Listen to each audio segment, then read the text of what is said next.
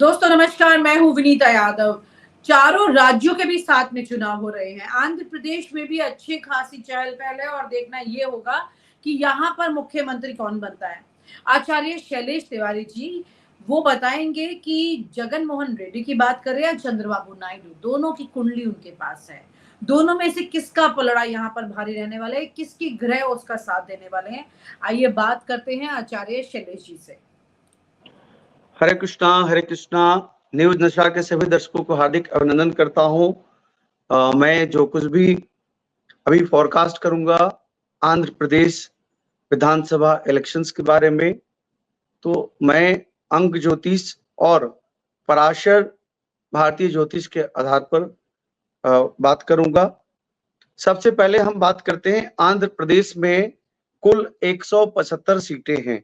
अगर न्यूमरोलॉजिकली अंकों का खेल देखते हैं तो सूर्य, चंद्रमा और बुध 1 7 1 8 5 13 टोटल योग आता है 4, जिसका स्वामी ग्रह राहु हैं। और ठीक उसी प्रकार अगर हम डेट देखते हैं तो 4 तारीख को इसका रिजल्ट भी आ रहा है। सबसे पहले हम बात करते हैं सत्तासीन अभी जगन मोहन रेड्डी जो वाईएसआर कांग्रेस के लीडर हैं, उनके बारे में बात करते हैं। अगर हम उनकी कुंडली देखते हैं तो 21 दिसंबर 1972 का इनका जन्म है। 21 दिसंबर 1972 रात्रि 1:30 के करीब है। आंध्र प्रदेश के पुलिवेंदला में जन्मे वर्तमान मुख्यमंत्री वाई जगनमोहन रेड्डी का जो कुंडली है वह कन्या लग्न की कुंडली है। और अगर हम देखते हैं कन्या लग्न की कुंडली है, भारतीय ज्योतिष पद्धति के अनुसार अगर हम बात करें तो लग्नेश और दशमेश राज सत्ता सुख का संबंध यानी बुध का संबंध नवमेश यानी भाग्य पिता भाव से शुक्र से बन जाए तो यह सबसे बड़ा राजयोग होता है। नवमांश कुंडली की बात करें तो बुध राज सत्ता के चतुर्थ भाव में होकर एक बार फिर से उनकी चुनावी जीत का लाभ दिखाता है। यानी हम कह सकते हैं कि जगन मोहन रेड्डी का फिर से एक बार मुख्यमंत्री पद की सत्ता शक्ति का लाभ दिखाने का योग बन रहा है। लेकिन पाप ग्रह राहु जो है वह विशेष रूप से नजदीकी अंशों में युक्त है, अतः इस बार लोकसभा और विधानसभा दोनों में शक्ति में कमी आएगी। यानी हम कह सकते हैं कि पिछली बार जितना लोकसभा और विधानसभा में वाईएसआर कांग्रेस के अध्यक्ष जगन मोहन रेड्डी ने जितनी शक्ति से अपने सीटें लाए थे उतनी शक्ति तो नहीं रहेगी। किंतु इन सब के बावजूद भी बुध और शुक्र जो इनकी कुंडली में है वह बहुत बड़े राजयोग का कारक ग्रह दे रहे हैं। साल 2023 में भी चुनाव हुए थे और मैंने यह कहा था कि सभी राज्यों के मुख्यमंत्री के बदलने के योग बनते हैं, क्योंकि वह अस्थिर लग्न में चुनाव की घोषणा हुआ था। ठीक उसी प्रकार इस बार जो चुनाव हो रहा है साल 2024 का, इसमें लोकसभा और विधानसभा का जो चुनाव हो रहा है वह स्थिर लग्न है। और पिछले वर्ष जो चुनाव हुआ था अस्थिर लग्न में हुआ था। स्थिर लग्न यानी कोई बदलाव नहीं, अस्थिरता नहीं देता है। यानी हम कह सकते हैं कि साल 2024 में जिस राज्यों में चुनाव हो रहे हैं, चाहे वह अरुणाचल प्रदेश में हो, चाहे वह सिक्किम में हो, चाहे वह उड़ीसा में हो, चाहे आंध्र प्रदेश में, 4 राज्यों में चुनाव हो रहे हैं और 4 राज्यों में राजा की शक्ति में हर जगह कमी आ रही है, लेकिन सत्ता सिंहासन से निष्कासन नहीं दिखाता। यानी हम कह सकते हैं कि सत्ता शासन में निष्कासन नहीं होना, स्थिर लग्न का होना, अस्थिर नहीं होना, इसका मतलब यह है कि राजा जो है वह राजा बना रहेगा। हम कह सकते हैं कि जगन मोहन रेड्डी का 21 दिसंबर 1972 का जो जन्म है, 7 2 9 1 10 1 3 1 4 3 7 टोटल योग 7 आता है। अंकों के खेल में। इनका भाग्य अंक जो है वह 7 है, मूल अंक 3 है। बृहस्पति और चंद्रमा का युति गज केसरी राजयोग देता है।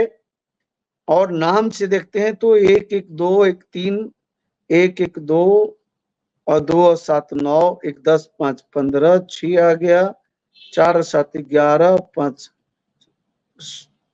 16 1 17 और 3 20 2 22 4 आ गया, 2 5 7 4 11 4 15 1 16 तो 1 1 4 1 5 4 9 5 14 2 16 यानी 7 4 11 और 6 17 टोटल योग 8 आता है। अगर हम बात करते हैं जगन मोहन रेड्डी का अंकों का खेल, अंक ज्योतिष के आधार पर हम बात करते हैं तो जगन मोहन रेड्डी का कुल जो जन्म नाम का अंक आता है वह 8 अंक आता है और जन्म का अंक जो है वह 7 अंक आता है। 7 अंक केतु का प्रतीक है और 8 अंक जो है वह शनि का प्रतीक है। हम बात करते हैं पिछले साल इन्होंने पिछले 2019 के चुनाव में, पिछली चुनाव में 135 सीटों पर विजय प्राप्त किया था इन्होंने। उसका योग जो आता है 5 3 8 और 1 9 टोटल अंक 9 आता है जिसके स्वामी मंगल हैं। और इस वर्ष जो योग दिखा रहा है टोटल सीटें 175 है। जो इस बार दिखा रहा है वह इनका ट्रिपल डिजिट में नंबर्स नहीं दिख रहे हैं। साल 2024 के विधानसभा चुनाव में जगन मोहन रेड्डी का जो नंबर्स आ रहे हैं वह ट्रिपल डिजिट में नहीं आ रहे हैं, यानी 90 से 99 सीटों के बीच सिमट रहे हैं। फिर भी एक बार सत्ता शासन में मुख्यमंत्री पद को प्राप्त करेंगे। वहीं हम चंद्रबाबू नायडू का कुंडली देखते हैं, इनकी पार्टी है टीडीपी। 20 अप्रैल 1950 का जन्म है, जिसका स्वामी अंगों का स्वामी देखते हैं बृहस्पति है। जन्मांक का स्वामी चंद्रमा है।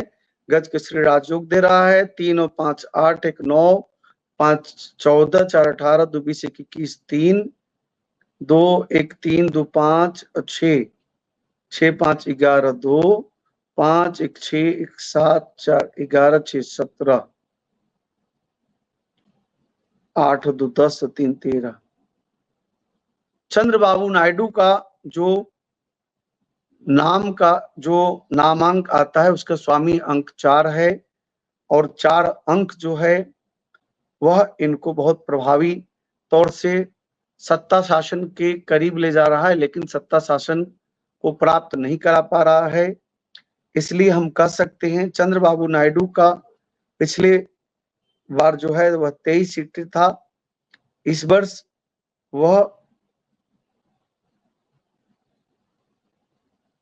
45 से 50 सीटों के बीच योग दिखाता है। चंद्रबाबू नायडू की पार्टी 45 से 50 सीटें लेकर के आएगी। ठीक उसी प्रकार बीजेपी पार्टी 2 सीटें लेकर के आई थी, वह 2 से 7 से 9 सीटें लेकर के दिख रही है। कांग्रेस पार्टी 4 सीटें लाई थी, वह 7 से 9 सीटें लेकर के आ रही है। यानी हम कह सकते हैं अंकों के खेल में अगर हम आंध्र प्रदेश का इलेक्शंस का डेट 13 मई 2024 और उसका रिजल्ट 4 जून 2024, इसके आधार पर हम कह सकते हैं कि जगन मोहन रेड्डी एक बार फिर से मुख्यमंत्री पद को प्राप्त कर रहे हैं। सत्ता शासन में कोई परिवर्तन नहीं दिखा रहा है मेरे कैलकुलेशन के आधार पर। ठीक उसी प्रकार इनकी पार्टी 3 डिजिट पर क्रॉस नहीं कर पा रही है, यानी कि हम कह सकते हैं कि चंद्रबाबू नायडू की सीटें बढ़ेगी और जगन मोहन रेड्डी की सीटें घटेगी। इनकी सीटें 90 से 99 के बीच दिखती है। ठीक उसी प्रकार चंद्रबाबू नायडू का 45 से 50 सीटें दिखती है। बीजेपी की बात करते हैं तो बीजेपी 7 से 9 और कांग्रेस 7 से 9 इसी के बीच मुझे दिखाई देता है। यानी हम एक बार फिर से कह सकते हैं कि बुध और शुक्र उत्तम राजयोग कारक होने के कारण जगन मोहन रेड्डी दूसरी बार दूसरी बार आंध्र प्रदेश के मुख्यमंत्री पद को प्राप्त करेंगे और चंद्रबाबू नायडू सत्ता के सुख को इस बार फिर से नहीं प्राप्त कर पाएंगे।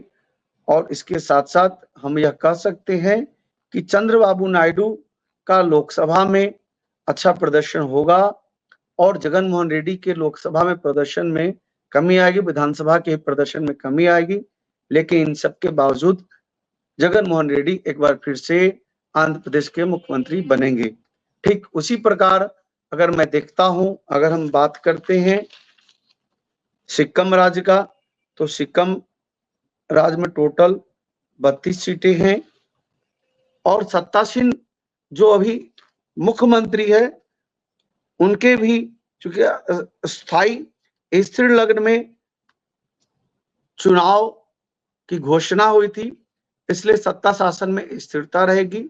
हम कह सकते हैं कि अरुणाचल प्रदेश हो, सिक्किम हो, उड़ीसा हो अथवा आंध्र प्रदेश हो अथवा केंद्र की सरकार हो, ये पांचों की बात मैं कह रहा हूं, कहीं भी राजा का परिवर्तन नहीं दिखाई देता। जी विनीता जी। तो कुल मिलाकर यहाँ पर ये दिखाई देता है कि चंद्रबाबू नायडू के सितारे अब कमजोर हो रहे हैं और जगन मोहन रेड्डी एक बार फिर से अपने मजबूत सितारों के साथ वापसी कर सकते हैं। बहुत बहुत शुक्रिया आचार्य जी, थैंक यू सो मच। हरे कृष्ण, हरे कृष्ण, नमस्कार। और आप हमसे जुड़े रहने के लिए सब्सक्राइब करें YouTube पर, फॉलो करें ट्विटर पर और लाइक करें Facebook पर। और ज्यादा जानकारी के लिए आपको